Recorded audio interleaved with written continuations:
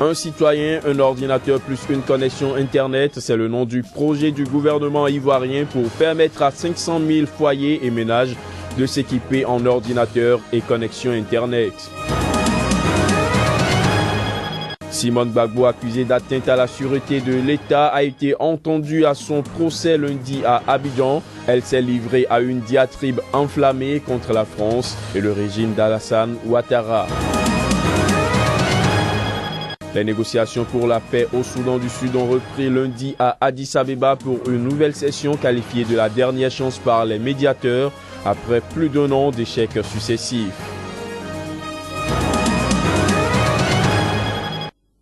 À l'instant, les principaux titres à développer dans cette édition, mesdames, messieurs, bienvenue à tous.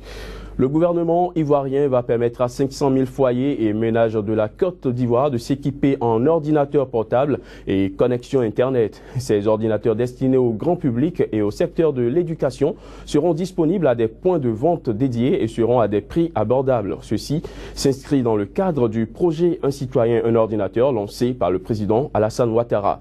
Les détails avec Chris Paterne à Sémian. Selon l'Union internationale des télécommunications UIT, la Côte d'Ivoire occupe le 120e rang sur 144 pays en termes de maturité numérique. Inscrit dans le programme du gouvernement d'Alassane Ouattara, le projet Un citoyen, un ordinateur et une connexion Internet vise à vulgariser de façon massive et rapide les équipements TIC et permettre l'usage des technologies de l'information et de la communication par le plus grand nombre des Ivoiriens. C'est un projet qui me tenait particulièrement à cœur.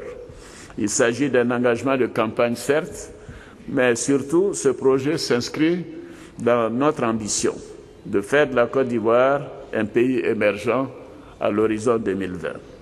Il permettra de donner à nos concitoyens, partout où ils se trouvent, un accès facile aux ressources fabuleuses des TIC.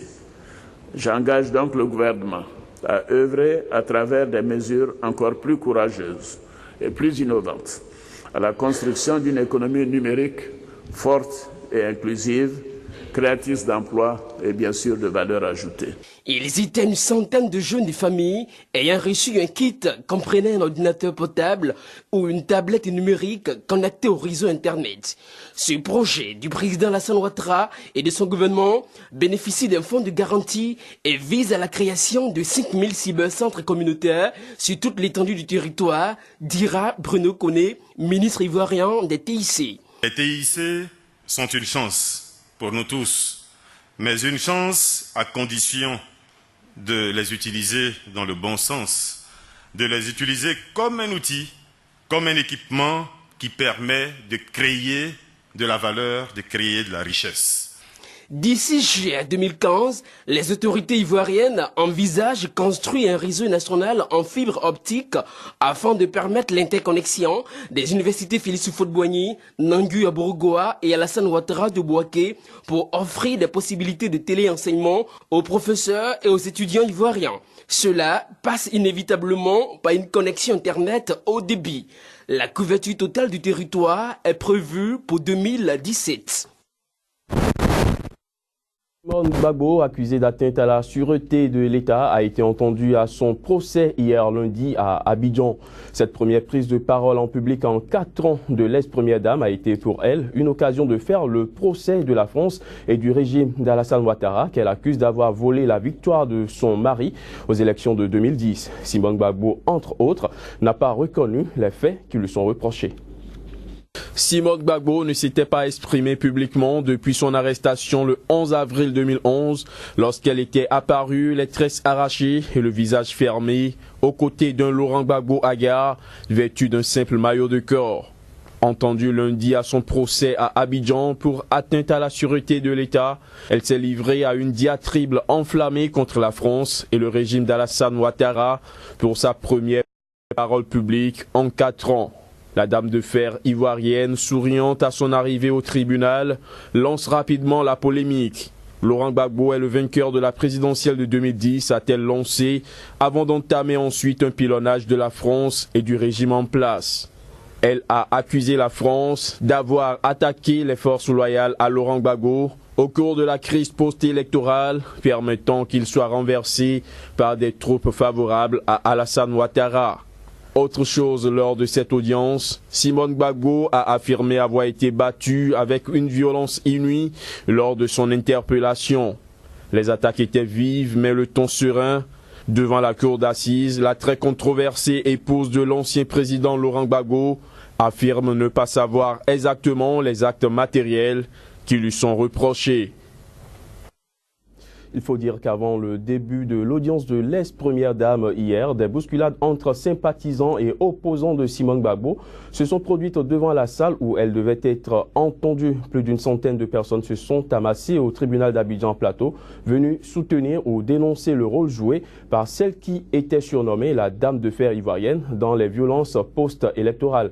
La police a réussi à séparer sans violence les protagonistes avant de les évacuer. Aux cris des opposants de Simone Gbagbo qui scandaient assassins répondaient ceux des partisans qui criaient menteur. Je vous propose à présent de suivre quelques extraits des impressions recueillies auprès de certaines personnes présentes lundi au tribunal d'Abidjan dans le cadre du procès de Simone Gbagbo.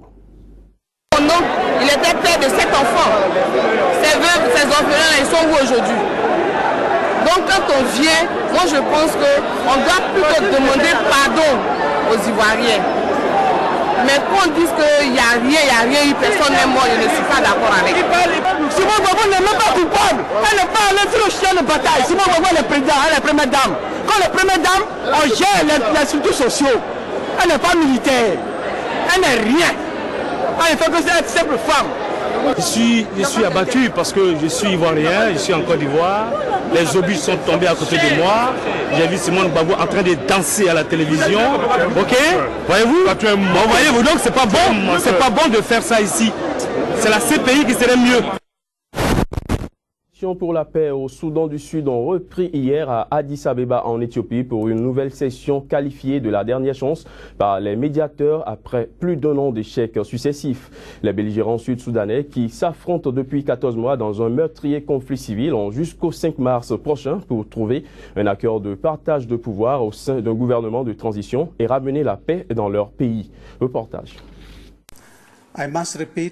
Ces négociations sont les dernières, a prévenu Seyoum Mesfin, médiateur en chef de l'organisation intergouvernementale est-africaine IGAD, à l'ouverture de cette session dans la capitale éthiopienne. Le président sud-soudanais Salva Kiir et son ancien vice-président Riek Machar, dont la rivalité est au cœur du conflit, n'ont pas assisté au lancement des négociations, contrairement à l'engagement qu'ils avaient pris début février. L'accord de cessez-le-feu qui avait alors été conclu, le 7e depuis le début des hostilités en décembre 2013, a été violé au bout de quelques jours. Les belligérants ont 15 jours pour finaliser un accord de partage du pouvoir entre le gouvernement de Kiir et du chef rebelle Machar. Selon le calendrier fixé par l'IGAD, une période de transition doit débuter le 1er avril au Soudan du Sud et un gouvernement d'union nationale doit être formé le 9 juillet au plus tard. C'est avec une grande peine que nous avons constaté, chers collègues et envoyés spéciaux, que les violations de l'accord de cessation des hostilités ont continué après la signature de l'accord le 1er février.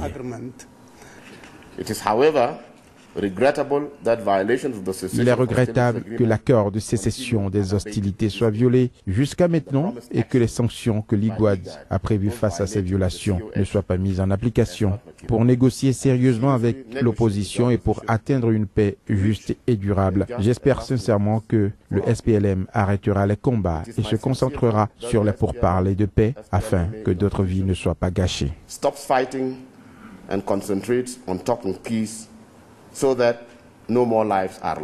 Les représentants de la société civile sud-soudanaise et de la communauté internationale ont fait part de leur impatience face à l'enlisement du conflit et à l'intransigeance des deux parties. Le conflit sud-soudanais a fait au moins 50 000 morts selon l'ONG International Crisis Group. L'ONU estime quant à elle que 4 millions de personnes sont en situation de détresse alimentaire. Le Conseil de sécurité de l'ONU doit augmenter la pression cette semaine avec le vote d'une résolution évoquant la possibilité de sanctions contre les dirigeants sud-soudanais. Deux Soudanais arrêtés en décembre dernier après la signature d'un accord unifiant les rangs de l'opposition ont comparé lundi devant un tribunal. Ils sont accusés, entre autres, d'avoir créé une organisation terroriste, incité à la guerre et à la haine contre l'État. Les deux prévenus, il faut le préciser, risquent la peine de mort. Les images. Le procureur a retenu 6 chefs d'accusation à l'encontre de Farouk Abou Issa et d'Amin Maki Madani, arrêtés le 6 décembre à leur retour d'Éthiopie, où ils avaient conclu un accord avec plusieurs opposants au régime d'Omar el-Béchir. Cet accord appelle à faire chuter le régime par tous les moyens, y compris par une action militaire et des soulèvements populaires, et cela constitue un acte terroriste selon le procureur. Il a réclamé que les deux hommes soient jugés pour avoir créé et animé une organisation terroriste, porté atteinte à l'ordre constitutionnel, incité à la guerre et à la haine contre l'État et pour la publication de fausses nouvelles. Le juge devra décider des charges retenues contre eux qui, à l'exception de la dernière, sont passibles de la peine de mort. En tant qu'avocat de la défense, nous avons tous fait appel à la Cour au nom de M. Omar Abdel afin que les accusés soient libérés sous caution, invoquant le fait que, d'après la loi, les détenus peuvent être libérés s'ils ont plus de 70 ans. Or, Farouk Abdou Issa a 80 et Amin Madani Maki en a 76. Le tribunal a rejeté notre appel, mais a promis qu'il serait bien traité. La salle d'audience était remplie de partisans des deux hommes qui les ont applaudis à leur entrée dans le tribunal. Des membres de cette représentation diplomatique étaient aussi présents. À l'extérieur, quelques 300 personnes ont manifesté sous étroite surveillance policière, réclamant la libération de Farouk Abou Issa et Amin Maki Madani. Le tribunal a fixé la prochaine audience au 2 mars, refusant la demande de libération sous caution. Dans une vidéo diffusée samedi dernier, les Chebabs somaliens menacent les pays occidentaux d'attentats. Parmi les lieux ciblés, on peut noter des centres commerciaux à Paris. Mais qu'est-ce que ces menaces inspirent aux citoyens français? Élément de réponse. On ne se sent pas tellement en sécurité. Voilà. Et on y croit à ces menaces. Donc vous voyez, là, je vais jamais l'après-midi ni le week-end aux 4 temps. Voilà, on est obligé d'être prudent et de réclamer plus de sécurité. On vit dans la peur là en ce moment. Donc dans la peur que ça frappe un petit peu partout et surtout ici. Parce que moi je travaille tout le temps, pratiquement toute la semaine, donc on reste vigilant. Je travaille à l'intérieur d'une boutique, donc je sais qu'on est sur ce sujet-là et ça nous inquiète, oui. Mais on va pas céder à la panique non plus. On va contrôler ma sacoche à l'entrée, déjà pour commencer. Après, en ce qui concerne les menaces antiterroristes, je pense que l'État fait correctement son travail. Je sais qu'il y a le plan Vigipirate, on voit beaucoup de police, de gendarmes. Donc je pense qu'on est en sécurité. Un tribunal égyptien a ajourné au 8 mars prochain le procès des journalistes d'Al Jazeera. Ces derniers sont accusés de soutenir les frères musulmans. Le reporter canadien Mohamed Fahmy appelle à un jugement équitable dans cette affaire qui a déclenché un tollé international. Reportage. Arrêtés en décembre 2013, les 3 journalistes, Fahmy, Peter Grest et Bayer Mohamed, sont accusés d'avoir falsifié des informations pour soutenir la confrérie islamiste dont est issu l'ex-président Mohamed Morsi. Fahmy et Mohamed ont été remis en liberté conditionnelle à l'issue de 400 jours de détention, alors que Grest avait été expulsé vers l'Australie en vertu d'un décret présidentiel autorisant le transfert vers leur pays des étrangers condamnés ou en instance de jugement. C'était à l'ouverture le 16 février de leur nouveau procès. Peu avant le début de l'audience de ce lundi, Fahmy a indiqué à la presse qu'il espérait toujours être expulsé après avoir renoncé à sa nationalité égyptienne. I already feel that we have been almost exonerated by the highest court in Egypt, the appeals court. Je sens déjà que nous avons été presque exonérés par la plus haute juridiction en Égypte, la cour d'appel. Ils avaient déjà dit qu'il n'y a aucune preuve qui nous lie aux frères musulmans et que nous n'avons commis aucune action violente. Donc nous espérons que justice soit faite et qu'on aura droit à un procès équitable si une telle chose est possible. A fair trial, if that's even possible. We confirm and we are sure that we didn't do anything wrong. Nous affirmons et nous sommes certains que nous n'avons rien fait de mal. Nous sommes très fiers de notre métier. Cela nous rend très forts et nous sommes certains que nous serons acquittés le plus rapidement possible. We are very sure that we'll be acquitted as soon as possible.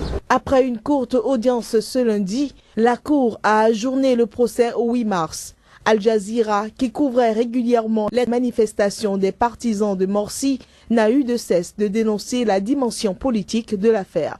Le régime du président Abdel Fattah al-Sisi reproche en effet au Qatar et à la chaîne Al Jazeera de soutenir les frères musulmans. Al-Sisi dénonce aussi la répression qui a visé les islamistes en Égypte. Fin de cette édition, merci de nous avoir suivis. Mais avant de vous quitter, une pensée pour tous les réfugiés et déplacés de guerre partout dans le monde.